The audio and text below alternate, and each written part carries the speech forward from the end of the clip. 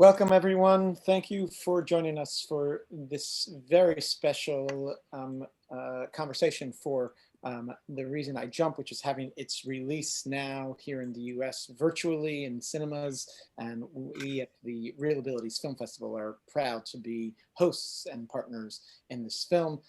Thank you for joining us, for watching this film. The film, of course, premiered at the Sundance Film Festival. The ReelAbilities Film Festival will be back in New York this spring at the April 29th. So please be sure to mark your calendars and to join us for that and for other screenings and special events along the way. We are also highlighting this week our Cinematters Film Festival, Cinematters New York Social Justice Film Festival, which will run on MLK weekend. Check that out at cinematters.film and all our other upcoming films at jccfilm.org. It gives me great pleasure to introduce today's panel. We're excited to have here Jerry Rothwell, who is the director of the film. Jerry, thank you so much, and thank you for this beautiful cinematic film. He will be joined by a wonderful group of participants that you may recognize from the film. We have Betra and Ben. Hi, folks. Thank you for joining us and for being a part of this. And Emma and Donna, thank you for joining us.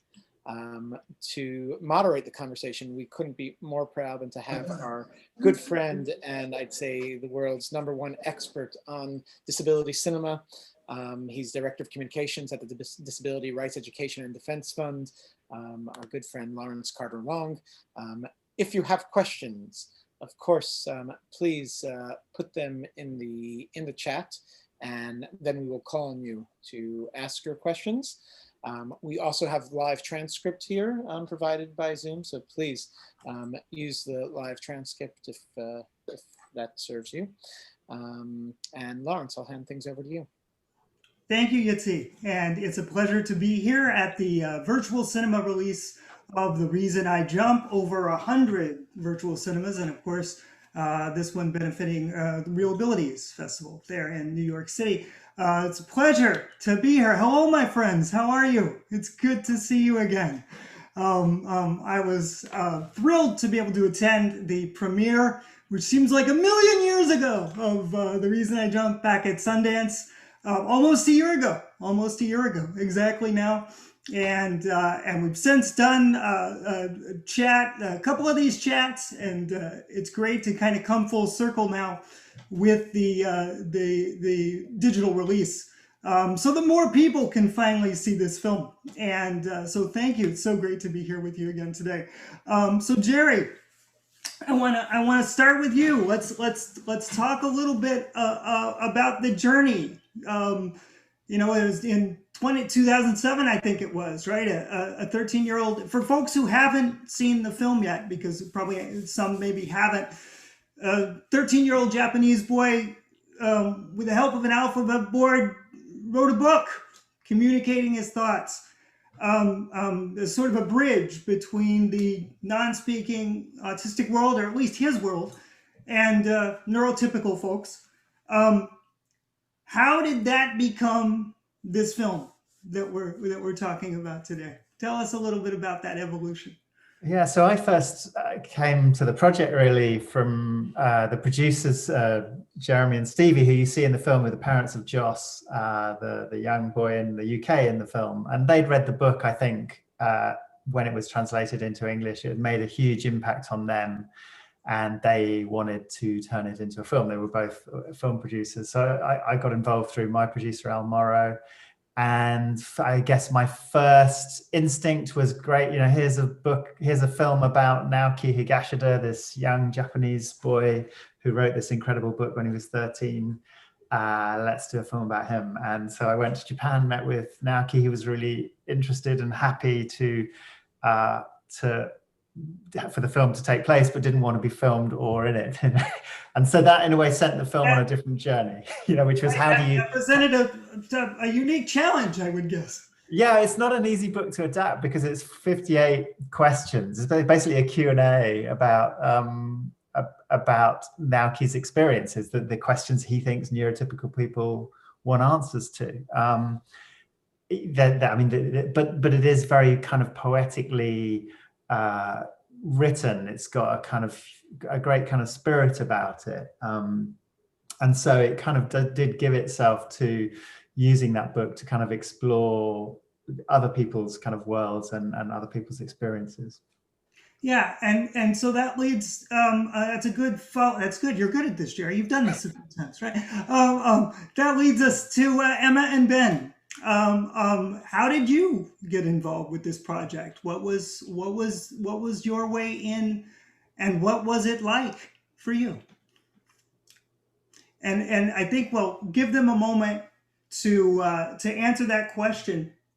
While that's happening, Jerry, why don't we talk a little bit about, because I one of the things you talk about how the book was translated from Japanese into a whole host of other languages, and film itself is a form of translation, and you do a remarkable job, I think, sort of using not only sort of narrative or the traditional ways of doing documentary, but with sound and with the visuals, and sort of translating not only the stories of the folks you feature in the film, but even the experiences, the sort of somatic experiences of what it may be like to be autistic. Can you talk a little bit about that? Yeah, I mean, yeah, you're right. Naoki's apparently he's the second most translated author in Japan, just after Haruki Murakami. So that's quite an achievement for a 12-year-old, a book written by a 12-year-old.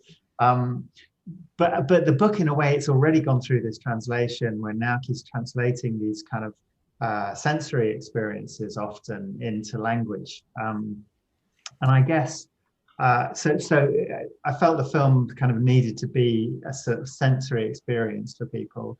I don't think, it's not trying to simulate something. It's not trying to, I'm not sure any of us can kind of get into another person's head, and I'm not sure that cinema can replicate the thought process. But I think what cinema can do is get an audience to look at something anew, look at it from a different perspective.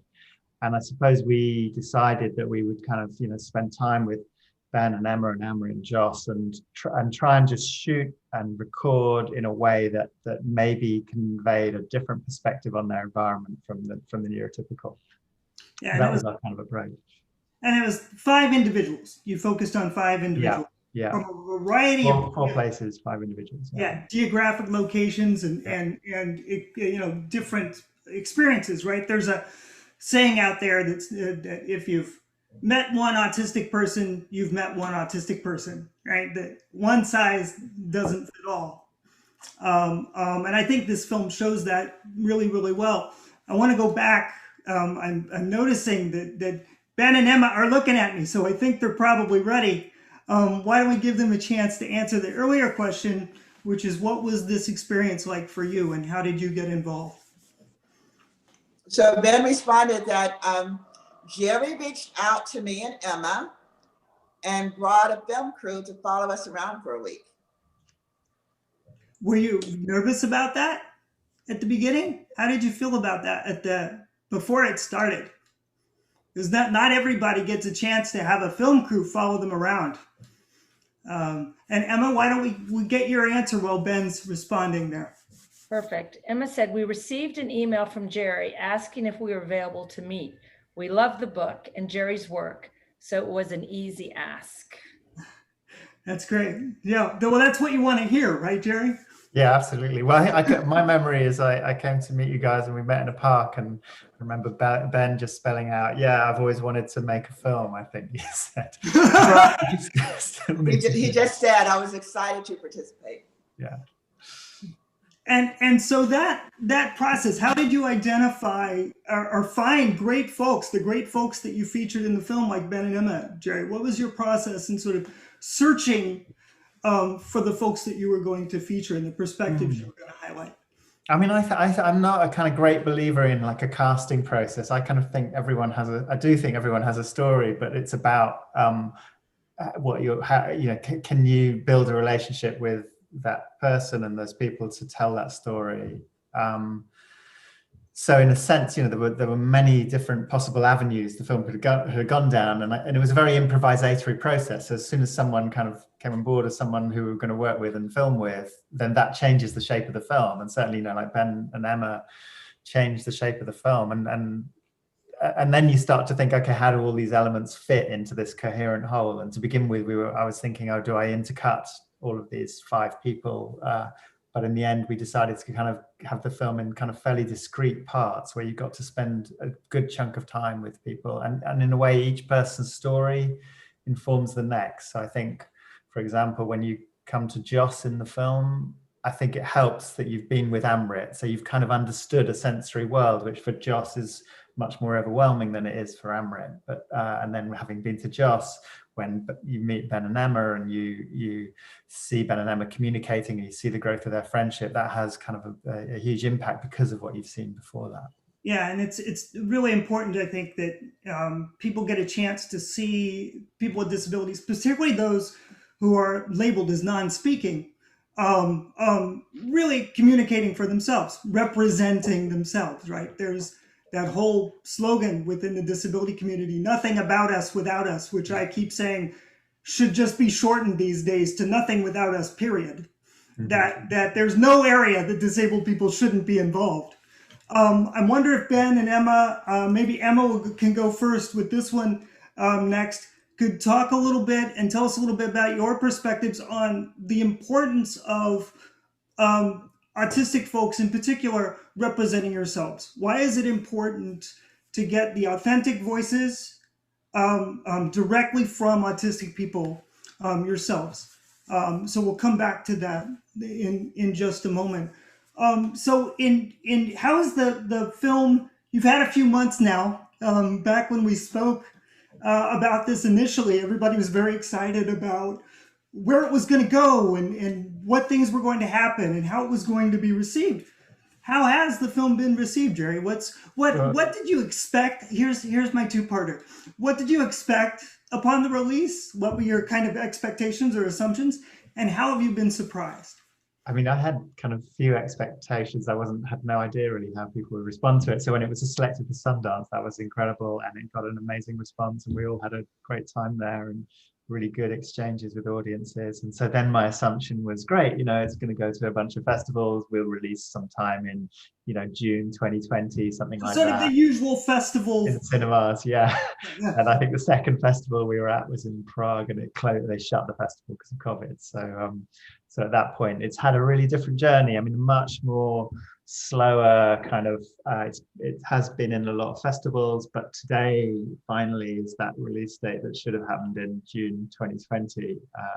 And it's out in these kind of virtual screens in across the States. So the world surprised you. Yeah. In terms of the yeah. And how has that reception been by and large? It's been great. I mean, reviews are kind of coming in all the time. It seemed pretty good. A few against it, but that's cool too.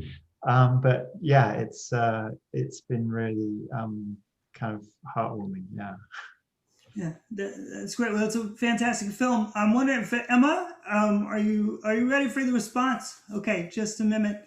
What about surprises other than the pandemic? Have people said things about the film that maybe you didn't even see when creating it? Yeah, I mean, interestingly, a lot of people have said that watching the film during the pandemic has given them a different perspective. You know, that there's a way in which we're all kind of enclosed and shut off from others, and that the film somehow conveyed that experience of distance from other people. So that was a kind of interesting response. So it kind of highlights at least one of the themes. Yeah, maybe. Yeah. Or, you know, the desire to reach others, and there being kind of things in the way. Right. Yeah. And maybe it gives folks it has a certain resonance, right? When you're watching it from home. Because normally cinema is a shared experience, right? You've got an audience, when we do discussions like this one, you're processing what you just saw, maybe through the experience of this person sitting across the aisle that you never would have been in the same room with, right? They bring Yeah, up and we really designed the film for the cinema. You know, we built this kind of 360-degree Atmos soundtrack where you can position sounds in 128 different positions in the cinema to really sort of make it feel a very kind of sensory shared experience. And I don't know how much of that feeds over into a laptop. I mean, people do seem to respond and recognize. So I think there is, it kind of can still work. I mean, I look forward to the day when we can get it back out into cinema. Yeah. So turn it up for now. Yeah. Turn it up and put some good headphones on. Put some good headphones on. Emma, are you ready? Yep, ready. Donna? Okay, yeah, go for it, Donna. Emma says, only we know this experience of autism. Even the ability to communicate doesn't make me less autistic. It is important for people to see our challenges as well as the beauty of our lives. Right, so unfiltered, right? Yeah, direct from the individual. What about you, Ben? What would you add to that? Ben says, it is important to demonstrate competence, to confound the belief that non-speaking autistics are not smart. And I think that speaks back to one of the things that really came through for me in rewatching this film. Right, there are all these assumptions that the world has about autism and about disability in general. What this film does, sometimes directly, sometimes not so directly, challenges those assumptions, right? By presenting it, by showing it to you. I'm wondering, Jerry, in terms of that sort of upsetting the apple cart, right? The just sort of expanding one's the palette, adding more color to the palette. You know, what it seems that one of the things that you did in creating this film is because you had to, right? Because now he didn't want to be in the film specifically, that you had to change the focus somewhat from that singular focus to the collective. And so you add more color to that palette. You broaden what you're going to do that and sort of merging the who or the individuals that you're spotlighting and with the how. Talk about that sensory experience. Can you talk a little bit about those decisions? Yeah, I mean, I think that's. I mean, I think generally I'm quite attracted towards films that are about kind of collectives and groups of people. But there's obviously a real danger in this, that the film starts to say, you know, this is what being autistic is like, or something, which I think is too universal in a way. It's too, you know. So hopefully the film kind of gives each person their own sort of individuality and their own experience. Like one of the dangers was that that people become illustrations of the book. You know, you use a bit from the book which says, you know, when Naoki says, you know, for me the world's like this, and then you go to someone and you show that. So I tried to find this kind of visual landscape where the book could sit, which was apart from our characters, hence the young boy who's like resonant of the young Naoki, kind of roughly the age that Naoki wrote the book, this young Japanese non-verbal autistic boy from the UK, who we filmed with, and his kind of journey through landscapes is a sort of way into the book. I think David Mitchell said something like, for him the book was like an envoy from his son's world, and so maybe that character is a bit Naoki. Right, and we should note that David Mitchell, who translated the book into English, son is autistic. That's right. Yeah. I mean, that was a motivation for David writing the book. I mean, going back to what you were saying about assumptions, I think it's interesting is like you always make films, especially films like this, against or in the context of the prevailing assumptions. You know, hopefully in 10 years' time, this film will be completely out of date because we'll have absorbed in the same way that Rain Man is completely out of date now. Rain Man is a kind of, in some ways, is quite a negative film in terms of its representations of autism now, because we kind of associate autism with huge mathematical geniuses or something like that. But at the time, you know, maybe everyone's a savant, right? That was the assumption, right? Yeah, and I think at the time maybe that was an important thing to do. But you are always kind of, when I look at this film, I feel, like in a way it's giving too much weight to the current assumptions. But I think you do have to kind of knock against those assumptions an audience has about autism in order even assumptions that they're not even aware exactly that they have, right? You have to make those assumptions conscious and then just meeting people where they are, but hopefully leading them somewhere different. Yeah. And I think I want to ask Emma and Ben again, in terms of meeting people where they are, what would you like to see? What are your hopes for this film, and what do you hope people get out of it? And where do you hope they end up, maybe in a different place at the end than when they started? So where would you like to see this film take the audiences who are viewing it? Is what I'd like to know. And did you just do a different answer previously? No, it's okay. Go for it. Sorry, I thought Ben and Emma had maybe done an answer to a question earlier and we hadn't gone back to them, but maybe we did. No, I don't think so. Sorry, that was me. Okay. Was there a question you wanted me to ask you? Was there a question I asked you in your mind, Jerry? Yeah. That you wanted to answer? No, Ben has responded to the question, and he says that he wants the takeaway to be that autistic people are different, but not broken. Not broken. Yeah, and that's an important distinction, right? And why is that an important distinction? I have my own thoughts about it, but why emphasize the not broken part, Ben? And I also want to note that if people have questions of their own, because I don't want this to be just me, please put your questions in the chat box, and in a few moments, we'll be getting to folks with the questions that you have. So make sure you do that so we can get you to your questions in just a little bit. Emma, do you have an answer to that question? Emma does, and Jerry was right. He did see Emma typing. She was responding to something Ben had said in the last response, but it goes in with this question as well. And Emma said that she wanted people to understand that we are emotionally intact. Ben is my friend. My life is rich. And the answer to your last question is that autistics have the potential for full lives. Okay. Yeah, and full lives should be defined, however the individual answering that question defines a full life, right? Whatever you say a full life is, that's your life. I'm curious to know also, how has Naoki responded to the film, Jerry? Like what's the? So yes, I sent Naoki a rough cut of the film.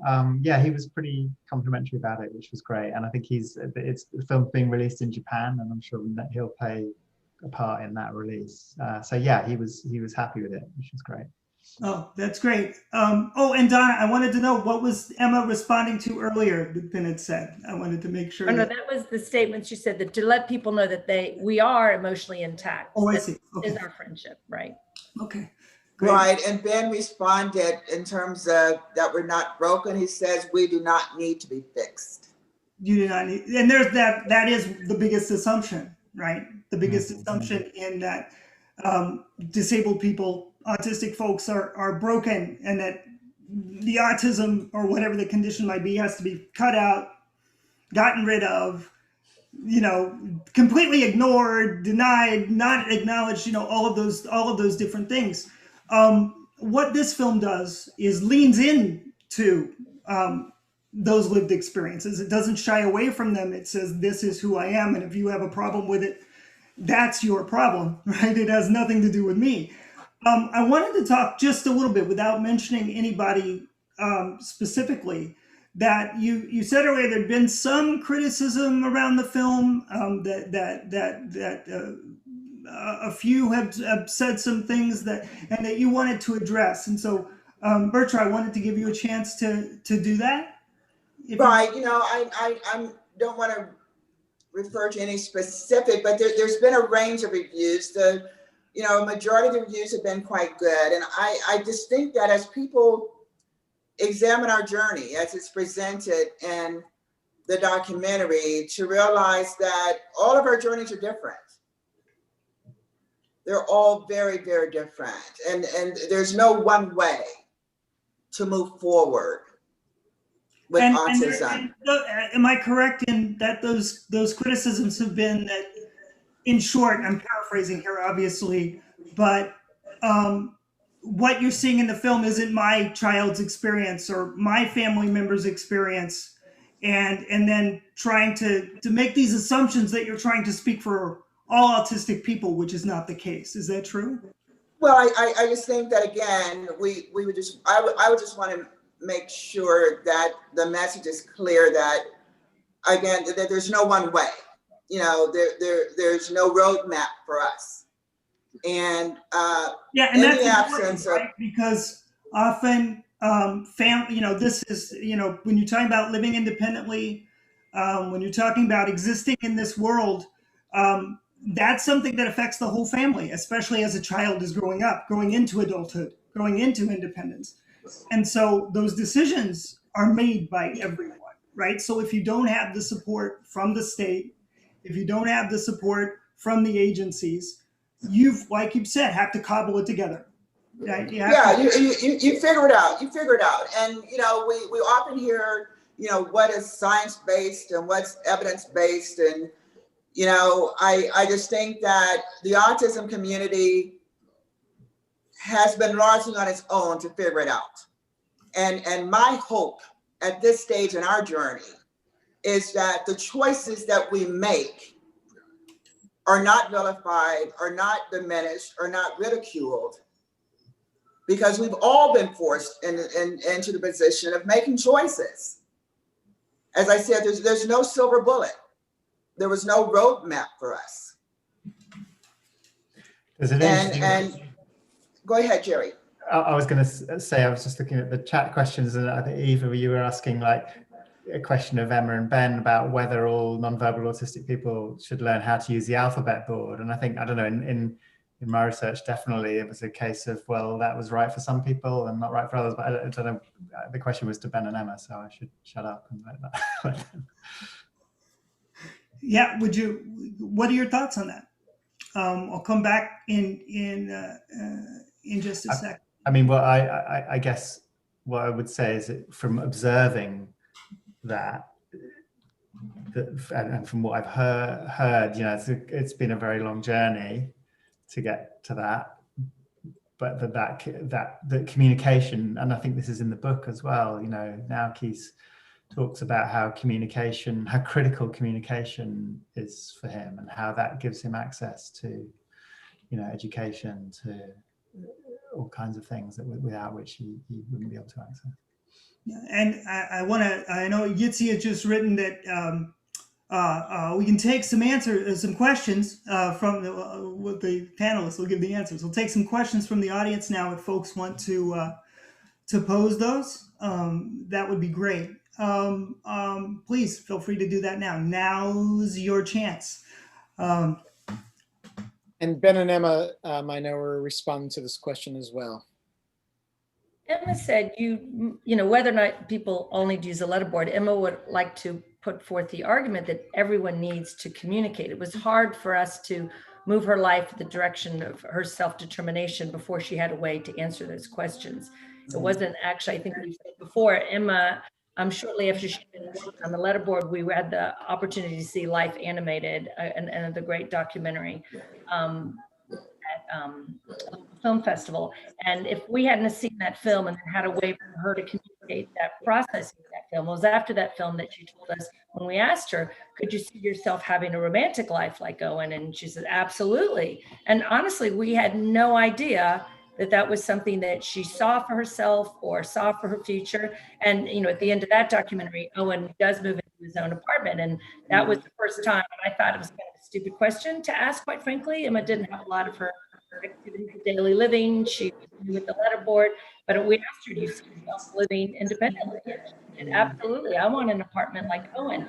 And now, Emma would argue, I would argue, there would be no way if you have a nonverbal child or adult, and you don't find a way for them to communicate, whatever that way is, whether it's a Dynavox or it's, whatever it is, for them to spell, it's going to be hard to get them involved in the trajectory of their future. Yeah, that's important. And Ben responded similarly. He says, I think everyone needs to be able to communicate. So whatever that method is, however one chooses, it's good to have that bridge. It's necessary to have that bridge. You bring up a good point that I wanted to follow up on that I think has popped up in the chat. That at the end of the film, Ben and Emma, it shows you sort of moving towards independence, and there's some unanswered questions about where your lives have gone since the completion of the film, and so folks are curious to know what are your living situations now, and how have those things possibly changed since the what we see at the end of the film. So we'll give that a sec. Let's see if there are other questions. There's a question here from the chat room about, Jerry, how did you choose the visuals and the sound? JT asked that question. So I guess it was important not just to impose a bunch of kind of images or sounds on this. There are things in Naoki's writing which kind of really sprung out, particularly, for example, where he talks about seeing detail before he sees the big picture. He also talks about the experience of the intensity of certain kind of sounds. And I guess in the research, there was Naoki's book. I also went to this kind of amazing literature by other non-speaking writers, speaking and non-speaking actually, like Donna Williams wrote a book called Autism and Sensing. She's an autistic writer about the experience of the sensory experience. And then you've got non-speaking authors like Tito Mukapadje and Ido Kira, who just, there's lots of differences, but there's also lots of commonalities between the things people write about in those books. So it felt to me it was like about getting a method from those, from the things people were telling me, either through what they'd written or through Naoki's book, and then kind of working in a particular way within people's environments. So, Amrit, it felt like, because Amrit was a visual artist, that maybe this, and her art is full of detail, full of this kind of detailed perspective on the world. It felt like, okay, let's try and shoot this in a way that's kind of incredibly detailed and intense.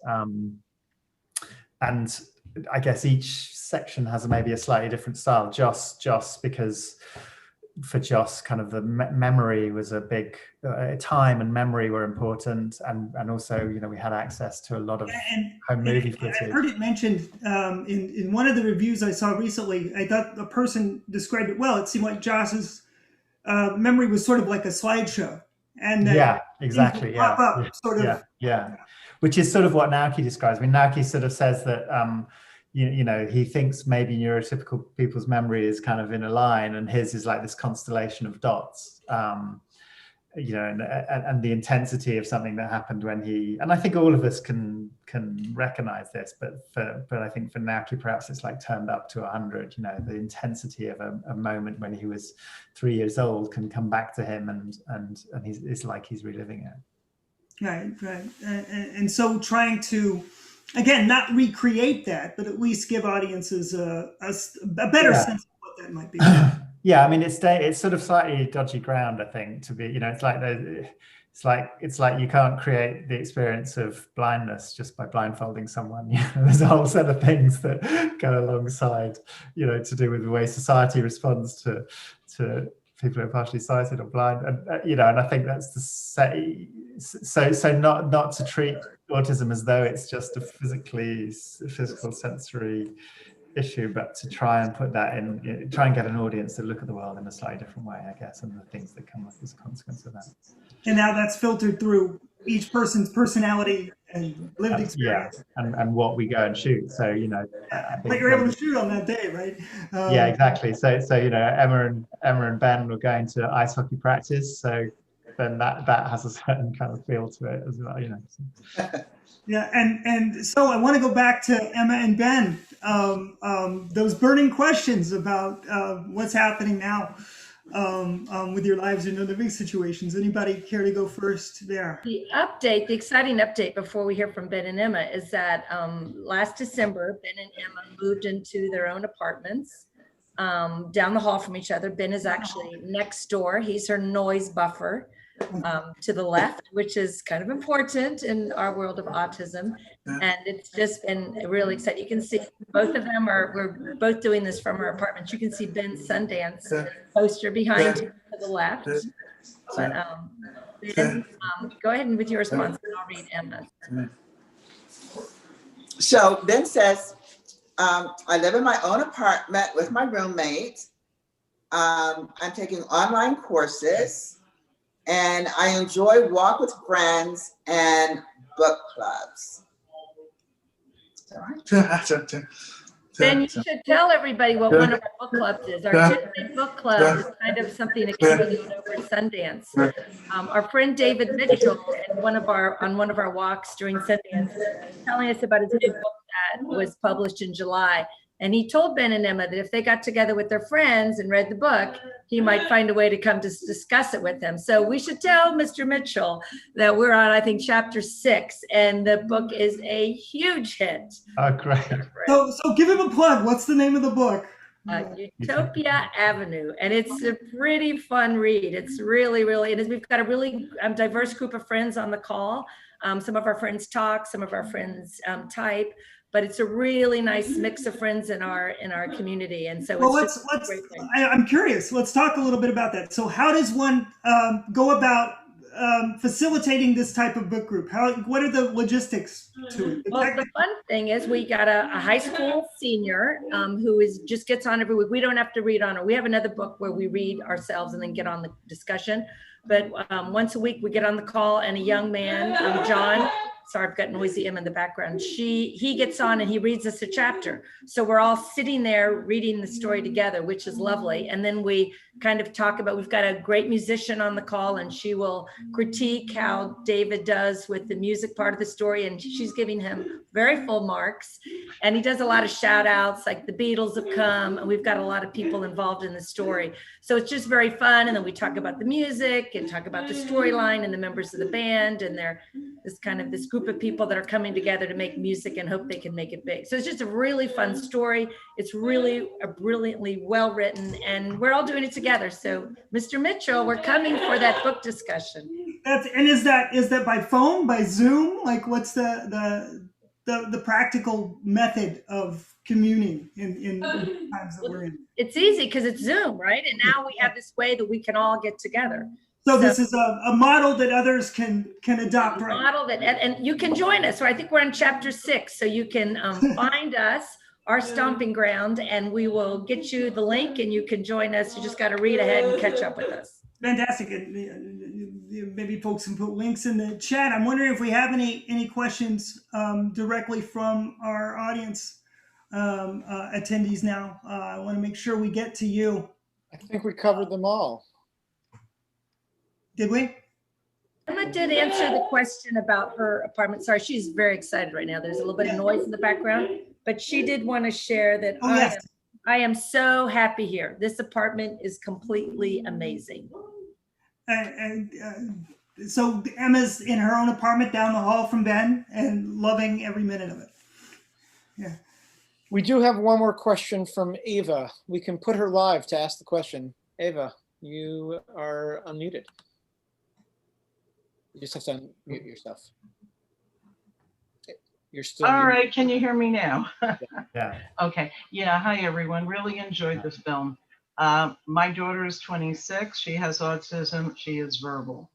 But growing up, she started off quite quiet and silent, and it was a tremendous amount of work with speech therapists, you name it. Here's a couple of questions for Emma and Ben. How hard was it to learn the soundboard? Question number 2, do you feel that all nonverbal people with autism should learn the soundboard? And I'll tell you, I personally believe they absolutely should. It was heartbreaking for me to see the others in the film who could not communicate. One communicated beautifully with her art.